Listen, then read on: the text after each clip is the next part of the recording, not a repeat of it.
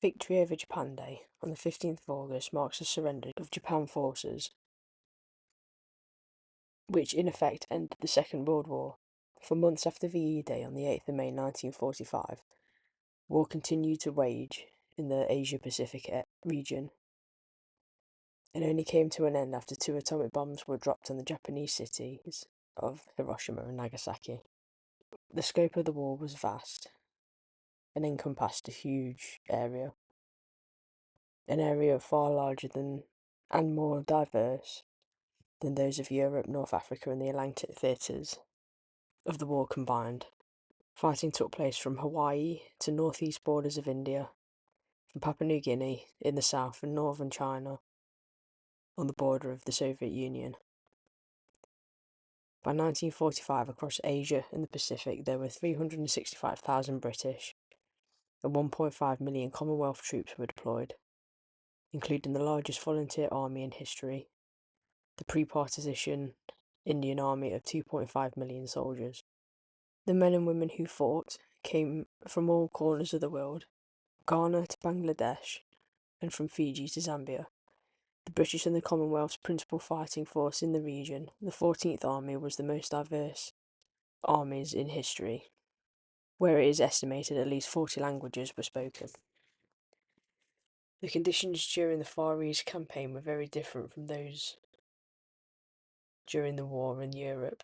The British Commonwealth and Allied troops fought across oceans, in monsoon-drenched jungles and snow-covered hills, and in scorching tropical heat on remote islands.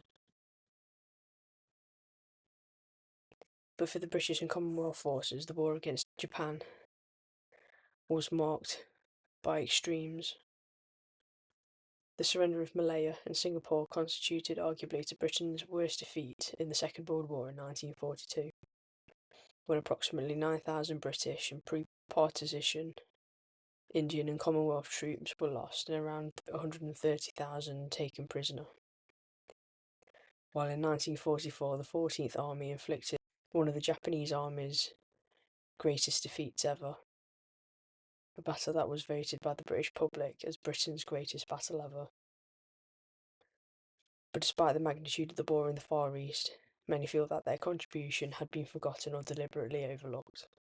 The British, Commonwealth and Allied soldiers were shocked and angered by the Japanese treatment, as they were expected to treat Allied captured prisoners of war humanely. Held in appalling conditions, the prisoners were subjected to brutal treatment in established jails, mines, and in makeshift jumble labour camps throughout Southeast Asia.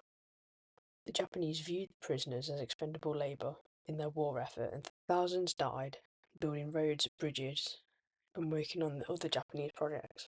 The most notorious project was the Burma-Thailand Railway, or Death Railway. Opened in 1943, it covered over 1,250 miles and cost the lives of 15,000 prisoners of war and 80,000 native labourers. The conditions, punishing climate, and lack of adequate food and medicine also led to thousands more deaths from diseases such as cholera and malaria. On the 26th of July 1945, the US, Britain and Allies issued an ultimatum to Japan, demanding the unconditional surrender of Japanese forces or face prompt and utter destruction. But the Japanese government ignored the ultimatum and the deadline passed. Due to Japan's refusal to end the war, and with Allied consent, the US dropped 2 atomic bombs on Japanese cities, one on Hiroshima, a city of industrial and military significance, on the 6th of August, and one on Nagasaki, a large seaport, on the 9th. On the same day that the bombs fell on Nagasaki, the Soviet Union also launched an attack on Japanese territories, having only declared war on Japan the day before. Over 200,000 people were killed by the bombs, and in the months after succumbing to radiation sickness and the effects of burns and other serious injuries.